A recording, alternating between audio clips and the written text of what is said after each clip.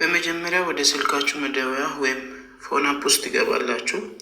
በመቀጠል ይህንን ምስጢራዊ ኮድ ትጽፋላችሁ። ኮከብ መሰላል 0 ኮከብ መሰላል። የመደወያ ቁልፉን መጫን አያስፈልጋችሁም። የመጨረሻውን መሰላል እንደተጫናችሁ ስልኩ በቀጥታ ወደዚህ ነጭ የሙከራ ገጽ ያሻግራችኋል። ይህ ገጽ ምንድነው የሚባለው? ሃርድዌር ዳያግኖስቲክ ሜኑ ይባላል። እያንዳንዳችሁ ስልክ ለመግዛት ያሰባችሁ ይሁን እጃችሁ ያለውን ስልክ ይህንን ኮድ በመጠቀም ሁሉንም ፋንክሽናሊቲው ፋንክሽናል መሆኑን ቼክ ማድረግ ትችላላችሁ። እና ዛሬ እኔ እያንዳንዱን ቁልፍ በተራ አሳያችኋለሁ ማለት ነው። ኦኬ፣ በመጀመሪያው ረድፍ ላይ ሬድ፣ ግሪን እና ብሉ የሚሉ አማራጮችን ታያላችሁ። እነዚህ የስልካችሁን ስክሪን ዋና ቀለማት መፈተሻ ናቸው። ለምሳሌ ሬድ የሚለውን ስንነካው ስክሪኑ ሙሉ በሙሉ ቀይ ይሆናል።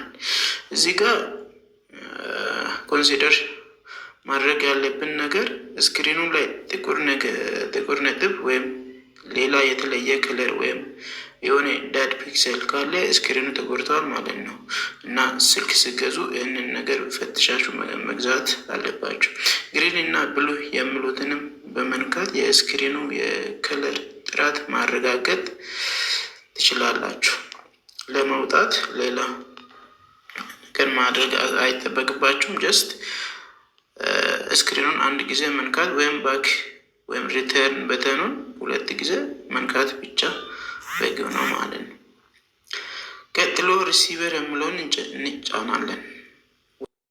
ይሰማል። ይህ ድምፅ የሚያሳየው ስልኩ በጥሪ ጊዜ ከላይ በጆሮአችን የምንሰማበትን ስፒከር በትክክል መስራቱን ያረጋግጣል። ድምፁ ንጹህ መሆን አለበት። ትክክለኛ ከላይ ያለው ስፒከር ትክክለኛ መሆኑን የምታረጋግጡት ንጹህ ድምፅ ሲያሰማን ነው። በመቀጠል ቫይብሬሽን የሚለውን ስንነካ ስልኩ ይርከበክባል ወይም ቫይብሬት ያደርጋል።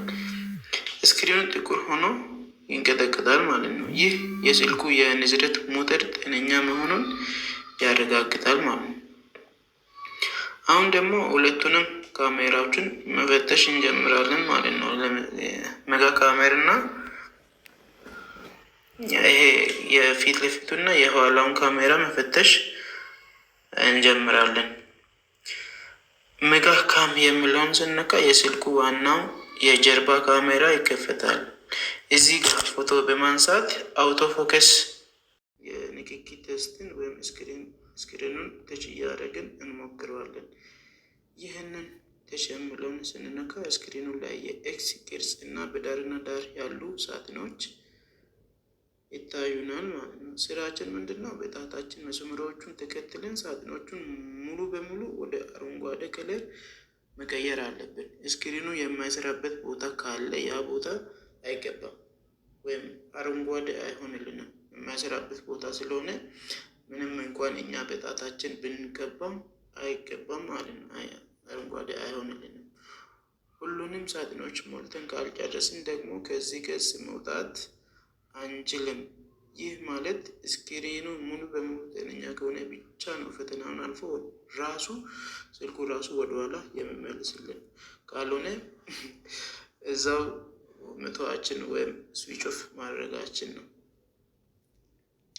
ቀጥሎ የምናየው ዋናው ፖይንቱ ምንድነው? ሴንሰር የሚለውን ነው።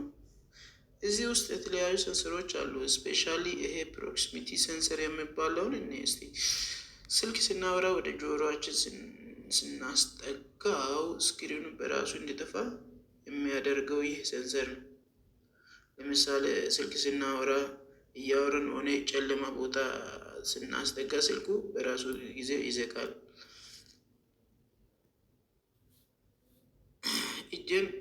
ለምሳሌ እጄን ከላይኛው ካሜራ አካባቢ ላሳልፍበት፣ ይሁት ስክሪኑ ወደ አረንጓዴነት ተቀየረ እና ስልኩ ይርከበከባል።